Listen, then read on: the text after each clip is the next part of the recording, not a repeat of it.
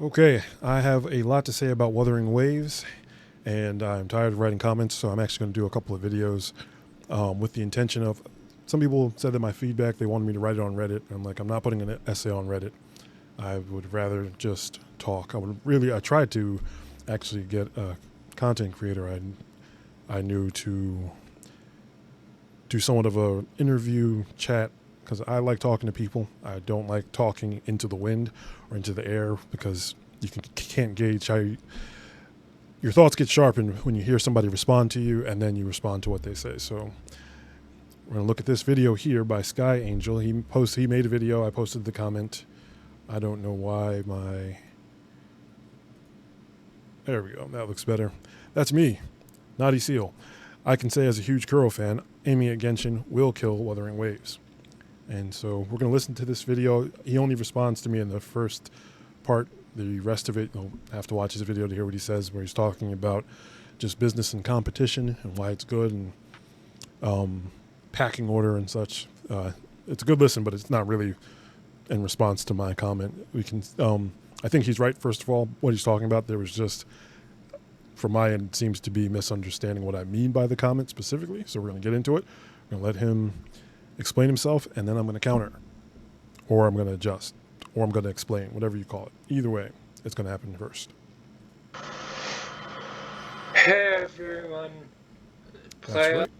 He wants me to play this video at 2x. I apologize. You'll have to go to his channel to find out why. Hey everyone, play up 1.5 or 2.0 times speed. That being said, let's get into it. So, first off, I received this comment on a video of mine saying, I can say as a huge Crow fan, aiming at Genshin will kill Wuthering Waves. And this was on my Genshin Impact will only kill Genshin Impact. Um, and I flat out have to say, no, it will. Wuthering Waves aiming at Genshin Impact will not kill Wuthering Waves because Wuthering Waves has multiple things going for it. Okay, so we're going to pause here. I did a live reaction. I'm not going to lie and pretend that this is it. I obviously already explained that I've seen this video. But my microphone was messed up and my volume came out way too low. And so I couldn't use it. But at that point in the live reaction, I did stop here and say, I'm going to guess that everything that he's going to mention that Wuthering Waves has going for it are things that Genshin specifically does not have going for it. Spoiler alert, I was right about that. We'll get onto it. We're going to listen to what he's saying, but that was the main setup for this reaction and the commentary. And of course, where the disconnect is between our 2 points. One, it has combat that is more entertaining and more challenging than Genshin Impact. And two, it has the what's it called? The I don't honestly remember the not hologram. Well, I mean obviously the hologram, but the hologram uh, playing loadout as well. A hologram system, either way you want to look at. It has a bunch of other reasons. One being, who who's gonna look at Genshin Impact and think that it's so friendly to the point where you can get a weapon guaranteed in with no strings attached, basically in say 80 pity. Oh wait, you're not. Combat is not going to be challenging in Genshin Impact. It's already been said basically. It Genshin Impact is catered around the casual players. It is not catered around the more sweaty hardcore players. That being said, Wuthering Waves is not going to die just because it caters to the sweaty, more hardcore players due to its combat, its hologram system, um, and just overall making the bosses harder. It's not you can't find that in Genshin Impact. Genshin Impact, it's just pretty much skill switch, skill switch, skill switch, skill ult. That's pretty much Genshin Impact combat. Where Wuthering Waves combat, you'll have to, yeah, sure, there's skill, you can probably skill switch, skill ult, but at the same time, you're probably going to die. Because maybe not at the first part of it, I'll give you that. But if you plan to go through that entire game with the mentality of the Genshin Impact combat, you're going to die. Hands. Okay, so we're going to pause him there. He seemed to establish the three or 4 points, but as I said, the combat has combat going for it. He mentioned the hologram, which is again just another element of the combat. Mentioned generosity, the weapon banner being 100%, and then it kind of went more into the complexity of the combat or difficulty of the combat, being the standouts for the difference between Wuthering Waves and Genshin, what Wuthering Waves has going for it. And that is exactly where my comment comes from. I'm going to explain it, I'm going to illustrate it just by this. Imagine the Elden Ring, they want to make a sequel, and Elden Ring gives beta tests to a bunch of Genshin players. What do you think would happen to the sequel to Elden Ring? Exactly what's happening in the Wuthering Waves. It'd become watered down, and it would be a worse Elden Ring and a crappy Genshin. And that's the point I'm making. If Wuthering Waves, what Kuro's good at are the things he's mentioning. Kuro is unusually generous. Even among, I mean, I don't know. I didn't play Aether Gazer. I think it probably is somewhat generous. They seem to have taken a lot from PGR, so it probably is similar, but it's way more generous than Honkai, the game that PGR was supposedly imitating or copying. It still plays extremely different. Honkai Impact Third is the one I'm talking about, and so when you compare what PGR did well, and I played Honkai Impact Third for 4 years. Fantastic story. It's how, Genshin has nothing on the animations and the story and the compulsion that is in Honkai Impact 3. And the first 2 years of that game, one of the best things I ever played. Just as far as, the community around it, certainly the animations, the story, the gameplay. But I will always say that in Honkai Impact 3, as far as the combat goes, while it still is extremely fun and better, I prefer it to Genshin, it is more choreography than reactive combat, and that's just a different kind of gameplay. That's what we're really going to talk about. I'm not saying that any of these things are one better than the other, but it's very important to realize why people like something and what it is that they're actually getting out of it. And so with Honkai, you are learning how to do a dance. You trigger time fracture, and there is a best way to go to shorten that boss fight, basically, to end the boss fight. It's not really about surviving the fight, because most of the time you are keeping your enemies from moving. It's a series of different animations when you are triggering your different moves. I'm making it sound bad. It's not as bad as I'm making it sound. But I'm just pointing out the difference that if you just go and watch Honkai Impact 3 Memorial Abyss fights now, I don't even know if they have other modes right now. Mostly it will look similar to Genshin in that you'll constantly see a flashing change in animation where the player is clearly not in control, a few different skills, and then another animation and another animation. The individual characters have a lot more to do than in Genshin, and that's where it's a completely different game. You do have to actually have the mechanical skill, just like if you were a dancer, you have to have the mechanical skill to do things at the right time, but it's not the same as like heavy on parry and dodging to the extent of if you don't do those things, it'll kill you. This is just how do you perform the optimal combo. And like I said, that's just a completely different kind of game. PGR has, this would be too long if I go all into it. I will just say that if you've seen the videos for PGR, you've probably seen Blanc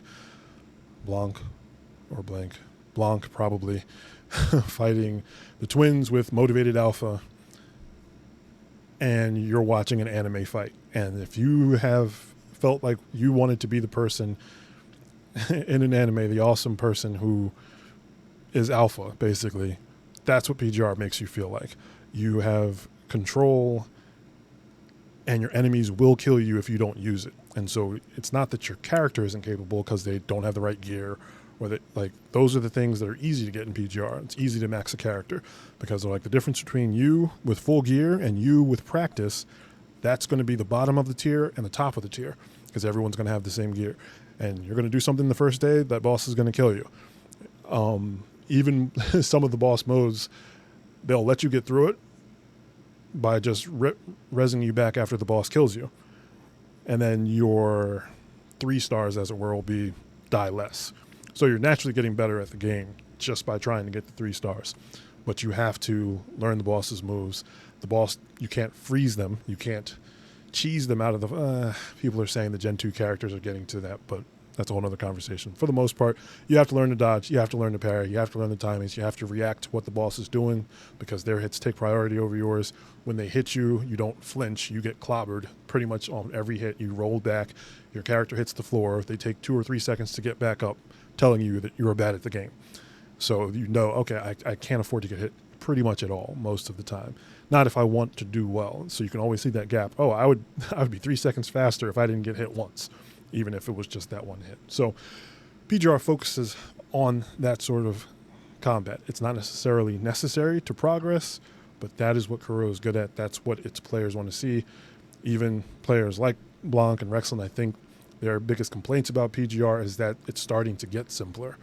The newer characters are getting too strong and too brain dead to play. That's what I keep hearing them saying. I'm still too new to the game, I'm still chasing old content and learning the old bosses.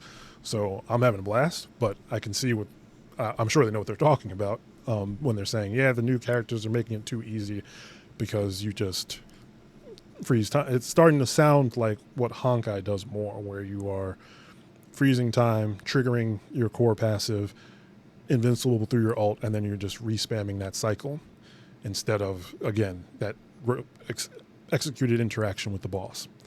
So that's already what PGR did well. You can see the warning of them moving away from that. It makes me think more of Souls games, Devil May Cry, Bayonetta, honestly, even action roguelike games, which I'm going to talk about those a lot on my channel as I'm getting up to the great feedback that I'm trying to give to Wuthering Waves and to Kuro, and what I think they should do, what I think they need to do with this game, and what this comment is really about. Because if they are looking to imitate, Kuro's not good at what Genshin does. You don't look at PGR and think, I want to spend time in this world. It does not feel like paradise. It's not supposed to. And so it just naturally, it's not where people want to go on vacation. It's not cozy. It's not comfortable. It's not going to invite tens of millions of people. It just won't. Just like tens of millions of people will never play Elden Ring ever, right? It's just never going to be that popular. But Elden Ring is still, or some Souls game is still considered one of the best sorts of action combat games, or some game in that variety. But it's never going to be as popular as a game like Genshin or Candy Crush or Minecraft, because it's not cozy and people don't like being anxious. But the people who love these games, when we see that world in Elden Ring, and we're going to get to this again in another video, one of the problems I have with the hologram system that he mentioned is you have to integrate this stuff into the world. For people who play games like this, or even like your Resident Evil, you want to be intimidated by the environment. When the enemy just spawns out of nowhere, it doesn't feel like it's the stakes.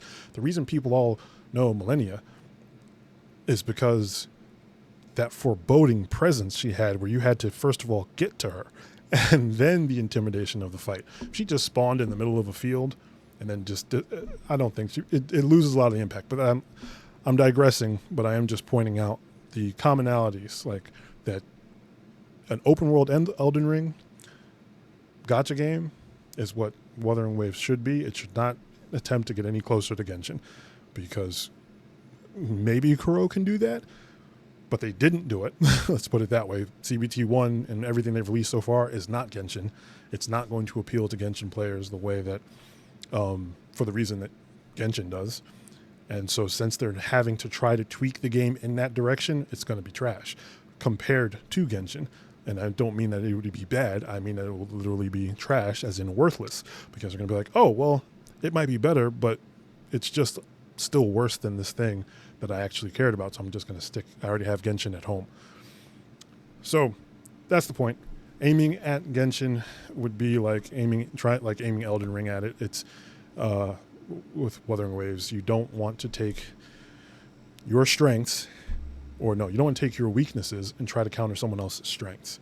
Now, I'm going to do another video about little known open world Hoyoverse game that they're working on that I think is I think people will find very interesting, where what Hoyoverse is actually capable of and what they're specifically not doing with Genshin, because the rest of it, through the rest of his video, which you're going to have to go to Sky Angel's channel to watch to hear what else he says about, like I said, the battle for the number one spot.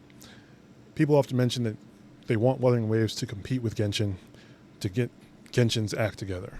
I think the biggest thing that people miss about Genshin Impact is that there's nothing wrong with it. There's something wrong with the players who are playing it. Like me. I hate the game because it was advertised to me a certain way, and I wanted an open world Honkai Impact at least, and I got Genshin, which is not that at all. Genshin is like a visual novel tourism simulator, and that I made that sound bad, but that's really what it is, and a lot of people love that. They just want, like a dollhouse where they collect things, and it just has this like this combat mini game every 2 weeks that most people don't even do. There's nothing wrong with Genshin.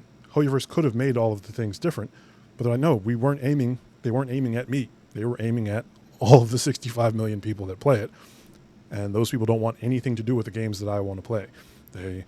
You saw for the moment that some of the Genshin I can't remember what it was that caused some of the Genshin players to try PGR. It was a disaster. Some of them even, I don't know why they were so bad at the game, because a lot of them seemed to actually play other games, but yeah, it was a disaster. You watch like the best Genshin content creators actually doing the Abyss, or at least the most popular ones, and they get clobbered all the time, and they'll out of their mouths say, I can't dodge.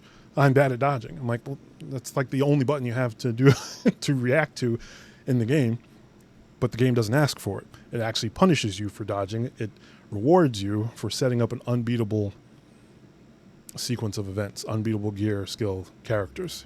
Genshin has more puzzle combat, where it's like you put the pieces together, you can't lose. If you have the wrong pieces, it's almost impossible. So it is a completely different game than what Wuthering Waves should be, which is an action combat game. Just because they have the same buttons, they have the similar, they both occur in a world. I mean, it really is like comparing Elden Ring to Genshin, or Elden Ring even to Zelda. There are parts that will overlap, but they don't need to take hints from each other, because the people who are attracted to one are looking for a completely different thing than the people who are attracted to the other. Genshin is fine because it does exactly what its players want. The minority that want something else probably aren't going to change Genshin, nor probably should they, but they would probably either play both or move to a game that covers all of the things they like. Because most people I like Genshin on a base level. I still do the Abyss. I haven't explored any of the zones or done any of the stories since Inazuma, but the Abyss is like 7 minutes of fun every 2 weeks. So there's that, and there's just something I'm sure there's something psychological about those saturated cartoony worlds. Like all those little AFK games get me too. Like I don't know what it is. I know they know, and I know they're taking advantage of it. Like Frozen and Disney and all that stuff, where it's like there's something about characters like that just makes you. I know it does something to your brain, but anyway, there's also something about like those dark, gothic worlds. But I think it's a rarer person that's attracted to those things, like a horror show and dark and scary and intimidating or foreboding areas. But I'm like, that's my alley. So if Wuthering Waves stays in its lane and focuses on those people, it'll be a small group, and their marketing shouldn't focus on trying to draw people who don't like the games that you're good at, but just making sure you capture all of the audience that likes the games that you are good at.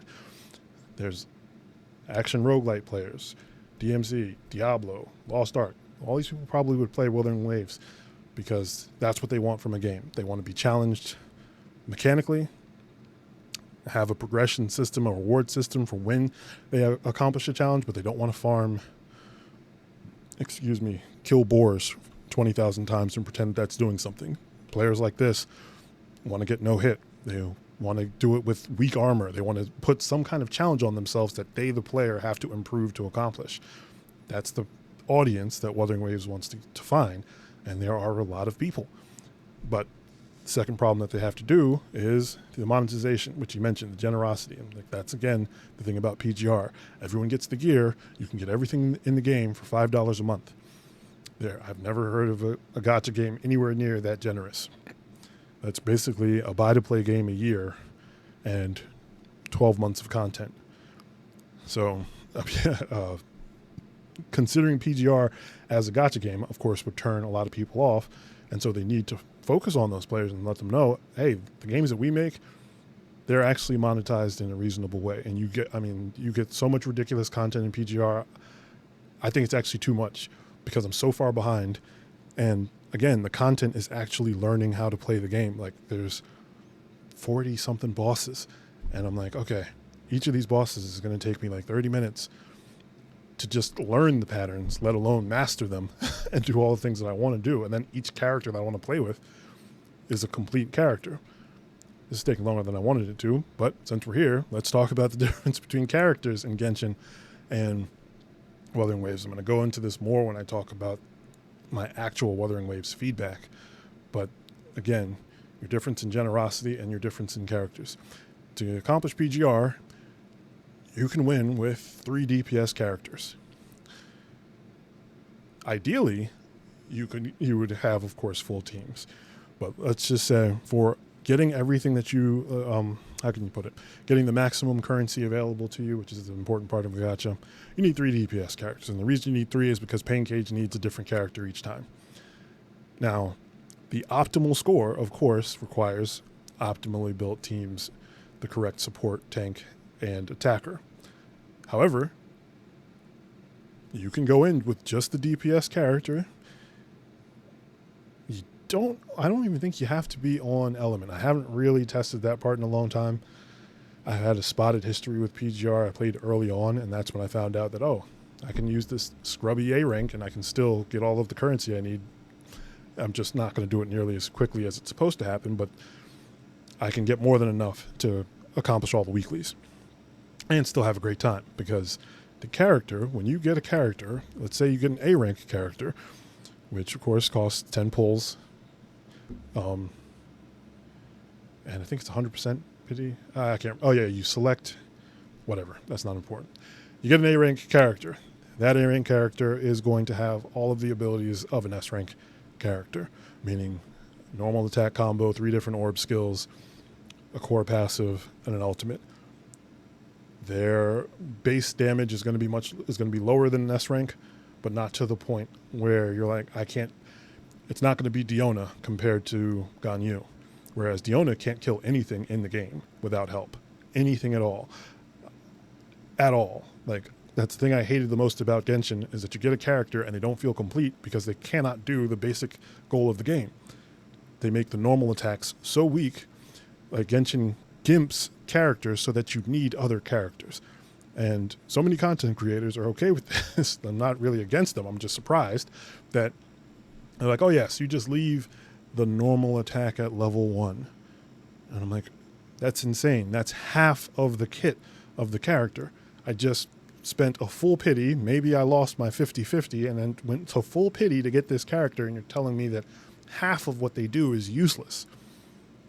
And we're all okay with that. You have normal attacks, charge attacks, plunge attacks. Plunge attacks most characters can't even do in the main combat mode because they can't jump high enough. So there was a lot about the way that Genshin did characters that I definitely would never want to see any other game ever do. And that drove me absolutely nuts. That's why I never pulled for characters that had incomplete kits. That's why I love Yoimiya, because she can kill everything in the game. Even if something has a fire shield, she has a way of doing other damage. Even if she doesn't rely on her burst, but she can make good use of it. She uses her charge attacks. She uses her aimed attacks. Enemies can't just completely turn her off as a character by flying. Like, I love Hu Tao. I also have Hu Tao, but a lot of the enemies just turn her off.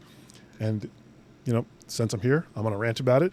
So many content creators kept saying how great Xiangling is because of her peak. I love Xiangling. I love Hu Tao. I love Yoimiya. But if you're telling people what's going to increase their account the most, and you're ignoring the fact that Hu Tao and Xiangling can't hit half of the bosses most of the time, without extreme luck because the boss chose the right move, I was like, I would be furious, because when I picked Yoimiya, I never had to take her off the Abyss team. That completely opened my account up because, yeah, she kills slower than, she kills about the same rate. In my testing, I don't know why. My Xiangling cracked. She hits for 50k on each of her, without even using Kazuya. She hits for 50k just on the same team that I use Yoimiya on all of her Pyrenados. But my Yoimiya will still kill the 3 Magukenkis faster just because she's going to hit all of the time. She never misses. Most of the time, you're not having enemies in the optimal position for the characters. And that goes back to the way that Genshin set up its combat, that there was an optimal position for a character such that when they make another character, it solves the puzzle that they just created, which is going to leave your character frustrated because they're unable to knock someone out of the sky. You need a different character. The Geodog, you need a different character. Or you need to get lucky with what the enemy chooses. You had Yoimiya, Ganyu, Fischl. Of course, it's mostly the ranged characters, but the characters who also... You have a Hilly Troll left after your Raiden burst did 400k, and then her normal attacks can't kill the Hilly Troll in less than 10 seconds because her burst ran out. And you might have to actually reset because of that. That drove me bonkers. I was like, I've never seen a game like that where the characters were so gimped to do very, very extremely specific things. And the point of all that is that it makes it not friendly. And no one really talks about it because I'm like, yeah, you cannot get Raiden to work without her teammates. So that's to do one job, which is clear a half of the Abyss. You need 4 characters, or you need to C6 that one character. Which, honestly, I would suggest people C6 a character rather than building teams because the game's more fun. And in the long run, you need less, but that's a whole other story. Either way, so that's where your generosity is again. In PGR, you got characters that were capable of killing everything in the game. Every character is capable of killing everything in the game in a reasonable time frame and with fun. And it's actually worthwhile to do it. It's actually fun to take a support or a tank and to no-hit a boss. So that aspect of the generosity, again, aligns with people that aren't collectors, but are competitors, and not necessarily PvP, but competitors as in they want to get better at something.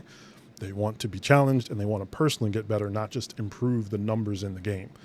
And so focusing on that group, there's a large group of people who aren't going to spend money because they're attached and care about a character. They're going to spend money to get more experiences, more challenges. So the being able to pull every character for $5 and their weapon opens up everything in the game that these people care about. Like speedrunners usually only get cred for speedrunning. It's not because they get something out of the game. It's just fun to do it because you can show that you can do it. And especially with streaming, that's where your content comes in, because you're like, okay, I'm going to show, first of all, I can stream all my effort to learn this. And then when I get it, people are going to want to see that. So it's a little bit different. And that's why it's so important for BGR and Kuro games and Wuthering Waves to focus on what they're good at and really find all the people that like that. Monetize it appropriately for that group. Don't waste a whole bunch of production trying to serve everybody the same plate of food.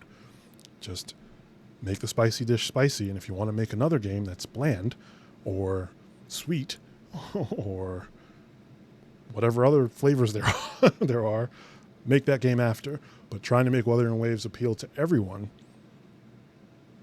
it didn't work for Genshin. It's just the people that Genshin didn't appeal to is a small group of what everyone keeps calling hardcore, but that's really too wide of a group. It's really just people that like mechanical skill. Like it's not like it's better than being casual. There is a casual version of the people who like mechanical skill. I would say Candy Crush and or Guitar Hero, which can be extreme, but at the base of the game, even if you play on the easiest mode, it's still a mechanical skill game, even though it's still pretty casual if you're playing on the easiest mode. So it's really not about like that elitism that kind of made it into an argument, where it really should just be about finding out what people actually like and making the thing that they actually want and targeting them with it. So I would really love to see Wuthering Waves do that. That's what I mean by aiming at Genshin will kill Wuthering Waves because it will ruin the food. Sky Angel's point is clear, and I think he's right in general, because he's saying all the things that I agree. Wuthering Waves or Kuro Games is good at all of the things that he mentioned, and that's why they should stay in their lane. Check out the rest of his video to hear what else he said. I do have more feedback that I'm going to do on Wuthering Waves. I am not a content creator. I do not intend to be. Do not subscribe to the channel, because you shouldn't don't expect anything. You can like the video, you can share it if you want people to hear the opinion, but this really was just a breaker, just to discuss some opening thoughts about, well, just to react to this point, and then obviously dig in a little bit about the difference between Genshin and Wuthering Waves that I think matters. I'm going to go more into that in the next video, and I just told you not to subscribe. You'll find it if you find it. See ya.